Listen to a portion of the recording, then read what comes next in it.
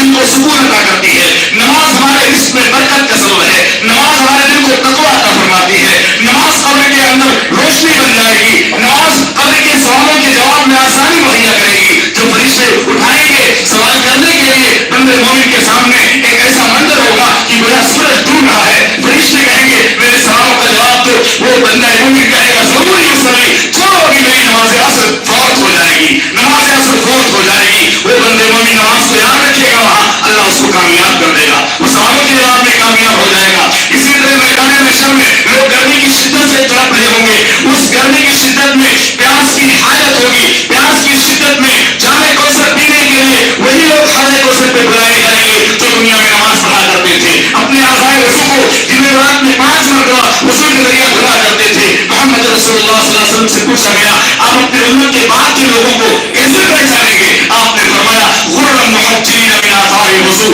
اعضائے وضو چمک رہے ہوں گے میں پہچان جاؤں گا۔ تو جامع کوثر پہ کوثر کب ملے گا؟ جب ہم نماز کی پابند ہوں گے، نماز کی پابندی کرنے والے ہوں گے۔ اسی طرح میدان محشر میں گرمی کی شدت میں جب کوئی سایہ نہیں ہوگا، اللہ اپنے 7 قسم کے خوش نصیب بندوں کو اپنے عرش کے سائے میں جگہ عطا فرمائے گا۔ اس میں ایک وہ بندہ بھی ہوگا وَرَجُلٌ قَلْبُهُ مُعَلَّقٌ بِالْمَسَاجِدِ، وہ بندہ جس کا دل مسجد سے معلق رہتا ہے۔ ظہر پڑھ کر گیا عصر میں دل لگا، اثر پڑھ کر گیا مغرب میں دل لگا ہے، مغرب پڑھ کر گیا عشاء میں دل لگا ہے، عشاء پڑھ کر گیا فجر میں دل لگا ہے۔ یعنی ہر نماز کو پابندی سے ادا کرتا ہے، وقت کی پابندی کے ساتھ نمازوں کو ادا کرنا ہر مسلمان عاقل بالغ مرد پر فرض ہے۔ اللہ نے فرمایا ان الصلاۃ کانت علی المؤمنین کتابا موقوتا، جماعت کی پابندی مسلمانوں مردوں پر واجب قرار دیا محمد رسول اللہ صلی اللہ علیہ وسلم نے۔ آئیے آخر بات میں آپ کے سامنے پیش کروں، رمضان کے مہینے میں ہم اور آپ سب لوگ یہ کہتے ہیں کہ رمضان تقویٰ دینے کے لیے آیا ہے، تقویٰ حاصل کرنے کے لیے آیا ہے، اپنے آپ کو متقی بنانے کے لیے آیا